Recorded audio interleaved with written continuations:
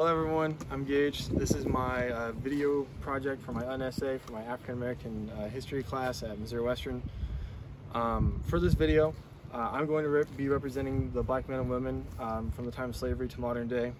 This ball is going to represent freedom, and I have a helper who's off screen who is going to be representing the white hindrances to that freedom. And as we go along, I'll explain everything and why that's going on. So if we're going to talk about black history, especially in the Americas, the first thing that we have to talk about is slavery.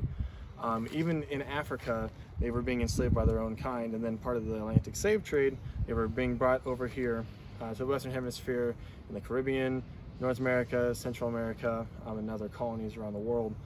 So to represent that, I'm going to have my hands and my feet bound. I'm going to be traveling a decent distance to represent that. Since this represents freedom, and there was no chance of freedom for slaves in the Americas, I'm going to go ahead and hand this over because there's no chance. It just wasn't a thing back then. There were some stories, but this wasn't very likely. So we have, these are going to represent this. Haven't tried any of this before, so everything that's going on is going to be new to me. This is going to be as legitimate as we can be. Slavery was emancipated after the Civil War in the 1860s. So we will get to that point. For now, there was, I'd say, probably at least 200 to 300 year period of African slavery in the Caribbean and in North America and the colonies. I know that in history we like to think of the North as the good guys, but actually they weren't worried about freeing the slaves. They didn't want to do that. Lincoln didn't want to free the slaves either, but eventually he saw it as a strategic option for the North to do so. So this is going to be tough, but we're going to be making our way. This looks like a lot more progress than it is, but in reality, black people did not have this much freedom of movement. Even me right now with my limbs bound, I have more freedom than they did. And so right here, as we've made it, this is going to represent, now we've jumped to the time of the 1850s, 1860s during the Civil War. As we all know, the North won the Civil War, bringing the South back into the Union, and with that, the emancipation of the slaves with the 13th Amendment. Later on, the 14th and 15th Amendment granted more freedom to those slaves. So, sir, as we freed the slaves, can you please untie me? I suppose. Thank you. And with this, their true fight for freedom really began. While there were efforts made when slavery was still in action, nothing quite like the activism that we saw afterwards would occur ever again.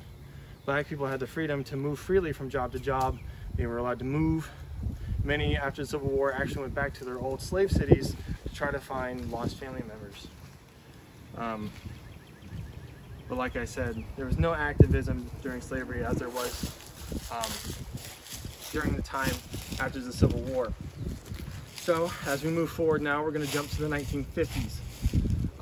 As black people were, black men, mind you, not black women, black men were given the ability to vote.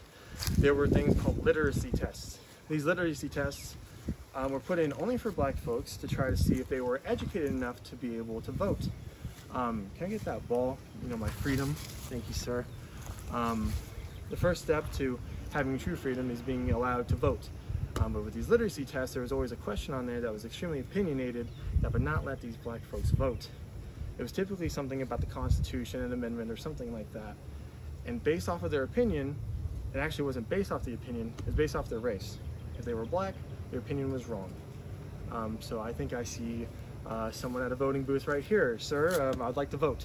Well, since we've given you the right to vote, you do not have to take a test. Okay.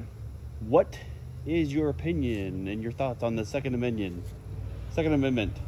I think the Second Amendment is something useful. I think everyone should have the right to defend themselves, but I think there probably should be limits. I don't personally own a gun, but I understand why people do, and I think that for self-defense in certain situations, it's important. That's my answer to your question, sir. Okay. I don't like that. You did not pass. And while this is just a representation, that was basically the norm back then. If you can answer every question right, but once it got to that opinionated last question, if you were black, your opinion was wrong. just another form of racism and an attempt to stop the freedom, but that didn't stop black men from attempting to vote in the 1950s and 60s. They found ways around it, though many of them were technically considered illegal. They were just trying to utilize their freedoms that they rightfully earned after they were freed from slavery. We're going to jump forward here to the 1960s. The civil rights era. We all know Martin Luther King Jr.,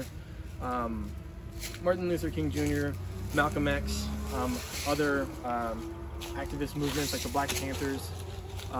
They were prominent during the 60s. One of the main things that was going on through there, especially through Dr. Martin Luther King Jr., was their peaceful protests. But as we all know, as we've seen those pictures and videos from our time in our own schools, those peaceful protesters obviously were not met, were usually not met with favorable outcomes. So many times they were tear gassed, and I have the closest representation I can get, which might seem a little silly, but this is a blazing sauce ghost Carolina pepper dabbed wing from Buffalo Wild Wings. It's extremely hot. It's the hottest sauce that they have, one of the hottest sauces in the world. I'm not going to tear gas myself. I'm not going to pepper spray myself, but at the very least I will do this and try to see if there's any way that this can be semi-representative. So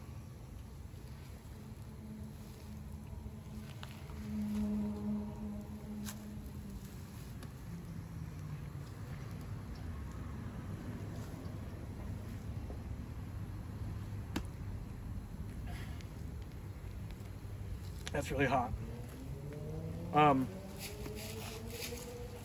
However, as we've seen, that wasn't the only thing the black men and women had to go through those peaceful protests of the 1960s.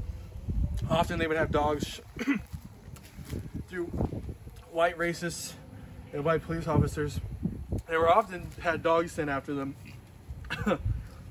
Oh my gosh. They often had dogs sent after them, and they would often be sprayed with fire hoses as a way to deter them from their peaceful protests. Like this. This isn't anywhere near how bad it was for those black men and women.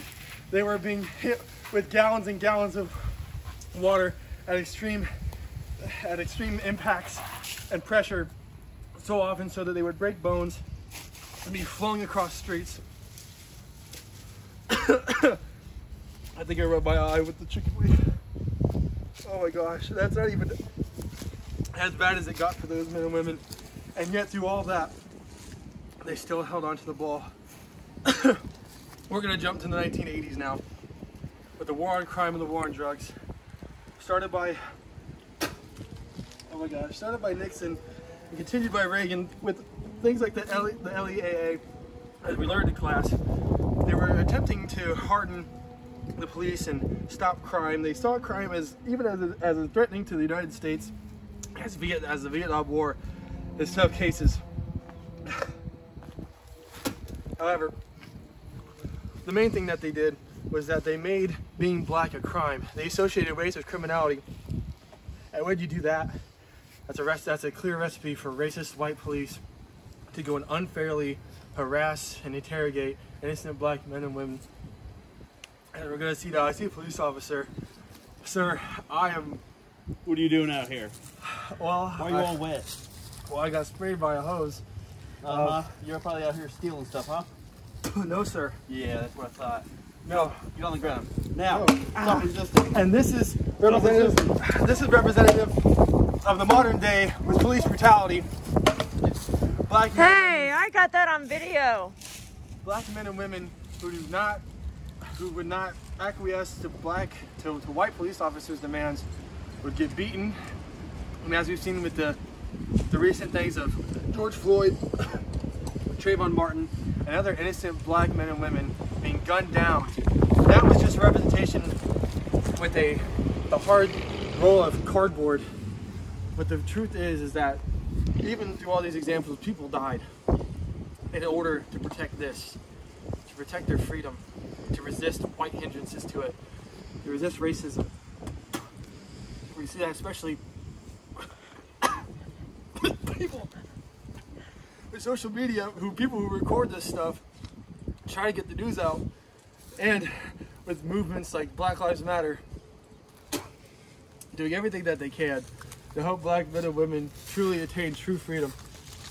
We have this gate here. This is the end of the video, but this is nowhere near the end of this. Black men and women to this day in 2022 are still treated unfairly and unjustly in their own ways. So forever, since it started rolling, the ball will continue on. And black people will always resist racism, attempt to find their own freedom.